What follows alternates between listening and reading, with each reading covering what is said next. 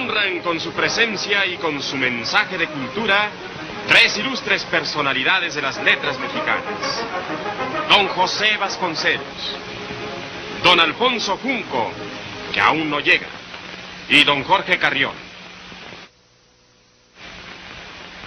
Yo soy bastante viejo para recordar, como recuerdo, la época de las compañías. Llega en este momento don Alfonso Junco. Las compañías tuvieron siempre métodos gasteriles.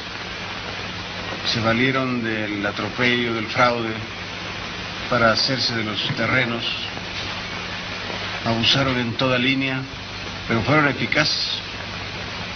Construyeron carreteras, unas carreteras por las cuales no podía pasar un mexicano sin pedirles permiso.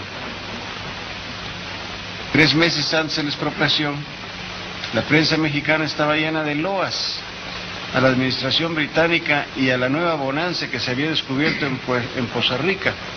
Me refiero a los periódicos de la época, donde cualquiera puede revisar declaraciones del señor hablando del gran futuro de México que se esperaba gracias a los descubrimientos de Poza Rica y la competencia de la compañía de Pearson, aquel Pearson legendario que en tiempo de don Porfirio daba aquí fiestas opulentas, se hizo dueño de todo, construía ferrocarriles, hacía puentes y lo más admirable, sus comienzos, llegó de hombre joven.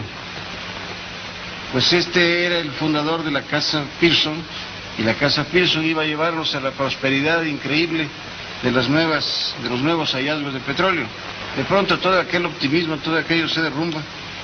Vienen pleitos con las compañías, que siempre había motivo para pelear con ellas, porque siempre abusaron, siempre cohecharon a las autoridades, se sacaban el petróleo por tuberías que iban a dar al mar, de manera que la descarga se hacía sin intervención del vista o del encargado, que estaba en su oficina en la aduana recibiendo tal vez sueldo a las compañías, como claro que desde luego con excepciones, pero en general ese era el procedimiento, pagaba muy mal.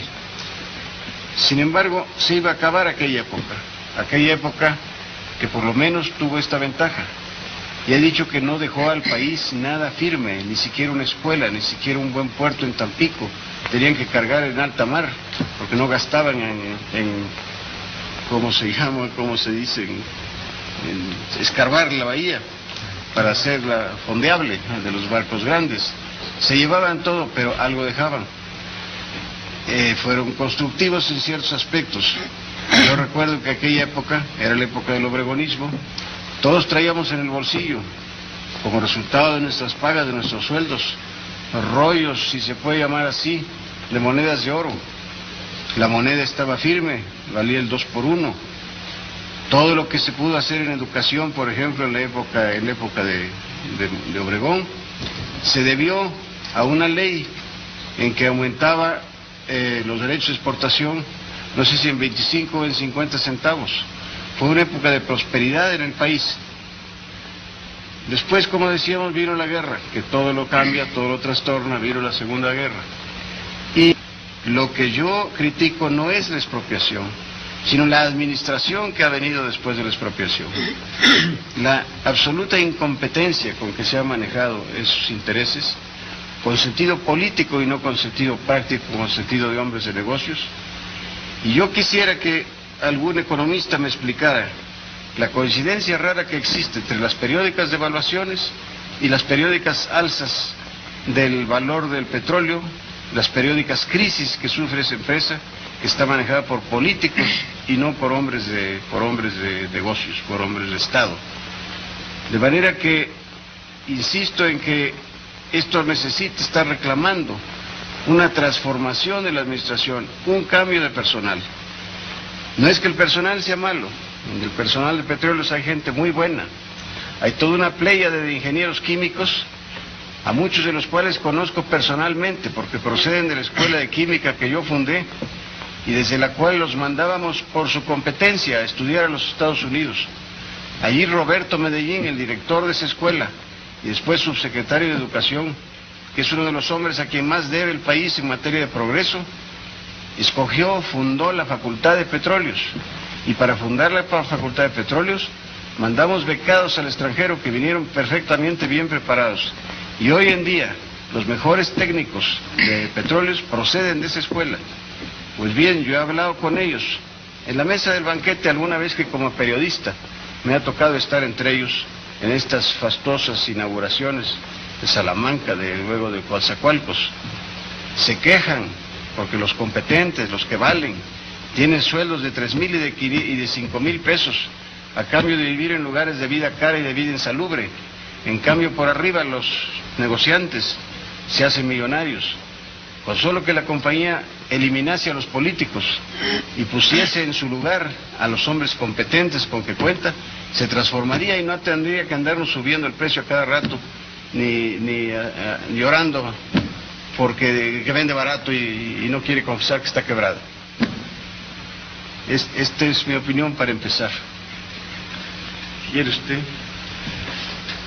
A mí me parece que uno de los actos verdaderamente heroicos de nuestra patria, e incluso de alguno de nuestros gobiernos, fue el de la expropiación. Heroico en la medida civil. Quizá no se levantarán estatuas con sables, ni ecuestres, ni nada de eso.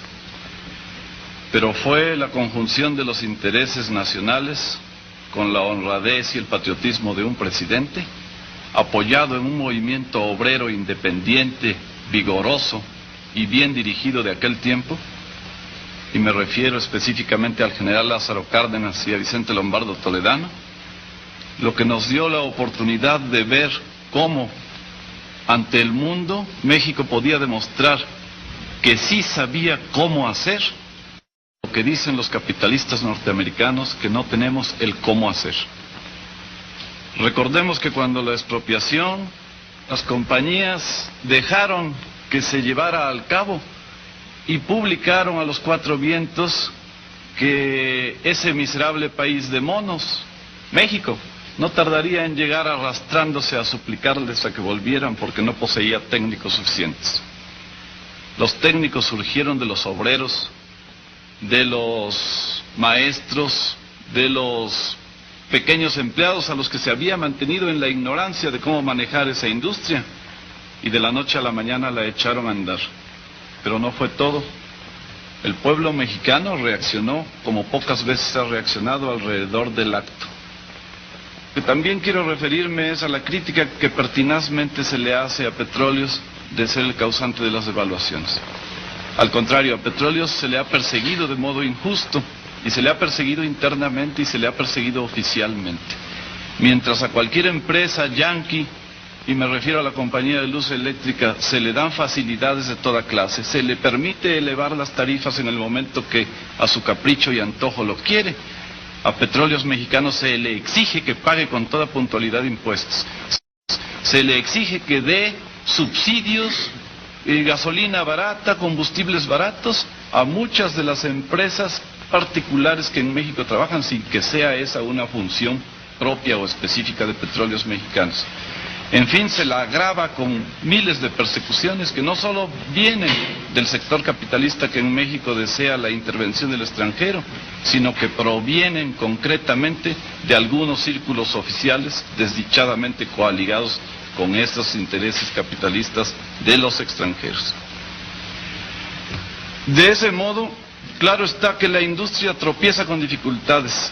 Sin embargo, ha fabricado también carreteras, y ahora carreteras transversales, es decir, carreteras hacia adentro de nuestro país. Carreteras mexicanas. Claro.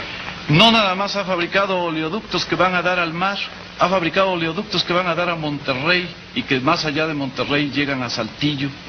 Ha fabricado gasoductos que incluso venden los excedentes a Estados Unidos y que derraman una gran riqueza en el noroeste de nuestro país.